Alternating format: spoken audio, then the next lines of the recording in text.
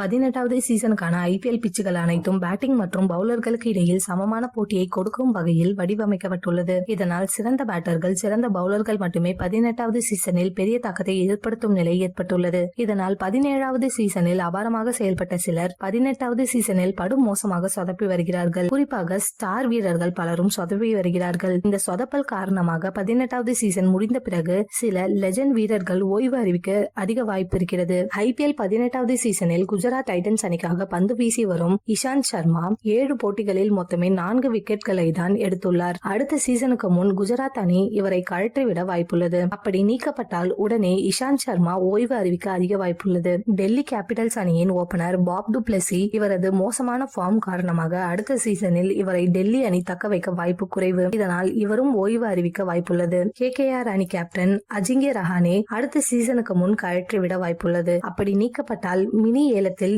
எந்த அணியும் வாங்க வாய்ப்பில்லை என கருதப்படுவதால் இது நடந்தால் உடனே ஓய்வு அறிவிக்கத்தான் அதிக வாய்ப்பு இருக்கிறது. சென்னை சூப்பர் கிங்ஸ் வீரர் ரவிச்சந்திரன் அஸ்வின் 38 வயதாகும் இவரால் சரியாக ஃபீல்டிங்கும் செய்ய முடியவில்லை. இவரை அடுத்த சீசனுக்கு முன் தக்க வைக்க வாய்ப்பு குறைவு. மொயின் அலி கேகேஆர் அணிக்காக 5 இன்னிங்ஸ்களில் பேட்டிங் களமிறங்கி 5 ரன்களை தான் எடுத்துள்ளார். மேலும் 5 விக்கெட்களை தான் எடுத்துள்ளார். அதிக ரன்களையும் விட்டுக் கொடுப்பதால் இதுதான் மொயின் அலிக்கு கடைசி ஐபிஎல் சீசனாக இருக்கும் என கருதப்படுகிறது. மகேந்திர சிங் தோனிக்கு 43 வயதாகிறது. இவருக்கு கால் முட்டியில் பிரச்சனை இருப்பதால் 18வது சீசனோடு ஓய்வு பெறதான் அதிக வாய்ப்புள்ளது. சமீபத்தில் ஓய்வு குறித்து பேசிய தோனி, அடுத்த 8 மாதங்கள் வரை எனது பிட்னஸ் எப்படி இருக்கிறதோ அதை வைத்துதான் 19வது சீசனில் விளையாடுவதை தீர்மானிக்க முடியும் என கூறினார். ஃபார்ம் மற்றும் காலில் ஏற்பட்டுள்ள பிரச்சனை காரணமாக அடுத்த சீசனுக்கு முன் தோனி ஓய்வு பெறவே அதிக வாய்ப்புள்ளது.